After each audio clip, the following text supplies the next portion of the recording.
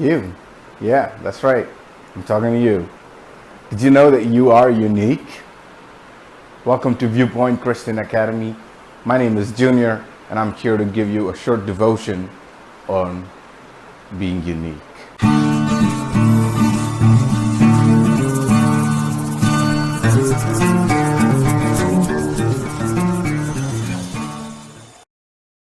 Psalm 139, verse 13 says this: For you created my inmost being, you knit me together in my mother's womb.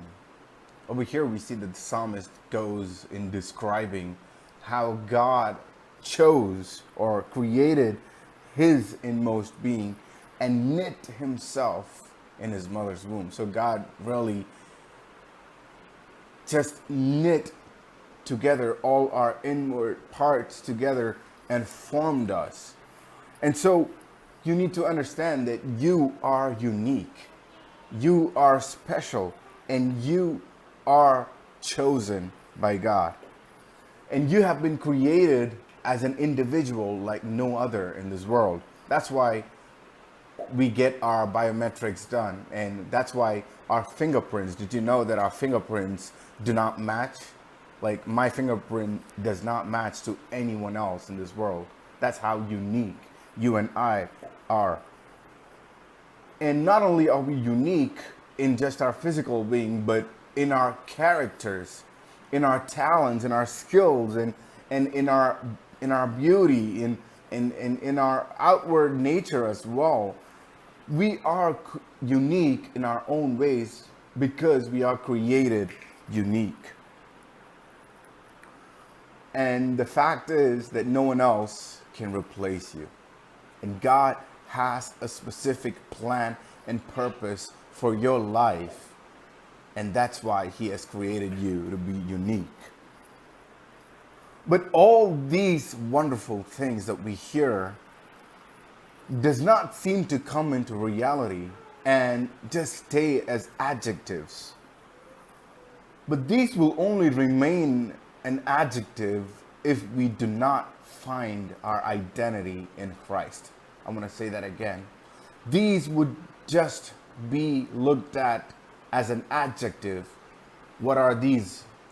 These mean that you are unique, you are talented, you are smart, you are beautiful, you are handsome, you're no one can replace you, and all these things that describe ourselves. It makes us feel good, but in reality, if we don't accept our identity in Christ, it can only be seen as an adjective. But today I want to talk about finding your identity in Christ and knowing who you are in Christ. Because Christ is the one who has created you in all the specifics, in all the details. So identity means a close similarity or affinity. That's what the word identity means. But today I want to ask you, who do you identify yourself with? Who do you identify yourself with? Do you identify yourself with your parents? Or do you identify yourself with your friends? Or do you identify yourself with Christ? I want to suggest you to start identifying yourself with Christ, because that's when the meaning and purpose of your life will begin to reveal and unveil in your life. And once you know who you are in Christ, the things around you or the things that are thrown at you will not make a difference in your life.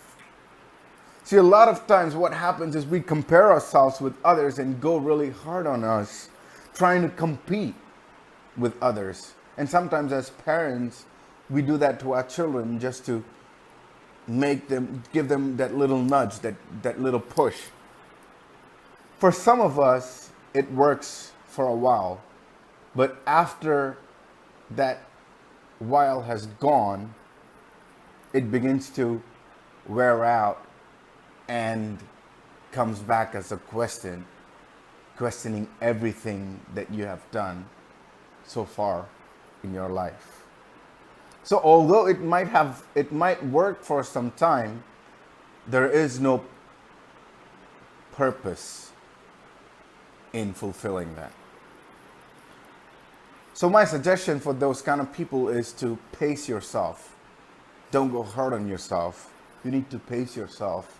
Look back at what God has given you and look back at what God has made you to be. Look back on what God has been doing in your life and find your identity in Christ. Know who you are in Christ. And when you pace yourself and look to Christ to give you this identity, He will definitely reveal who you are in Christ. And once you know that, you don't have to compete with others because you will understand that you are unique and you are blessed. And the second group of people, what happens to them is they get demotivated by comparing themselves to others and saying that they will never be good as others. You know, for those kind of people, I want to tell you, you don't have to look at others. You have to look at Christ. Christ is the one who made you, who created you. Psalmist says He created you in your mother's womb. And just to go a little bit detailed in that, you know, when you're formed out of nothing in your mother's womb, and God gives you all those parts and He creates you to be the person you are today. He has created you not only with all these physical attributes, but also the character that God has given to you for a purpose. And so when you look at others, don't be demotivated.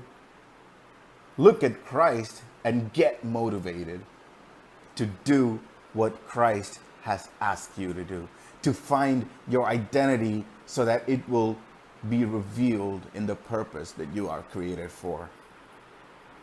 And finally, I want to talk about this category of people as well, that, you know, they're not going hard on themselves, they're not comparing others, and they're not getting demotivated. And these kind of people are simply lazy. They just don't want to get their work done. You know, laziness, when given just a little bit of entry or way, it just creeps into our life and takes complete control over our life. So, despite you being unique, despite you being smart, and despite you being talented and everything, I want you to also not be lazy, because laziness needs discipline. And I want you to overcome your laziness by introducing discipline in your life. You might be a slow learner, but don't get lazy. Don't get comfortable with being lazy. And do not compare yourselves with others, because you are unique. And know that God has a purpose in your life. God bless you.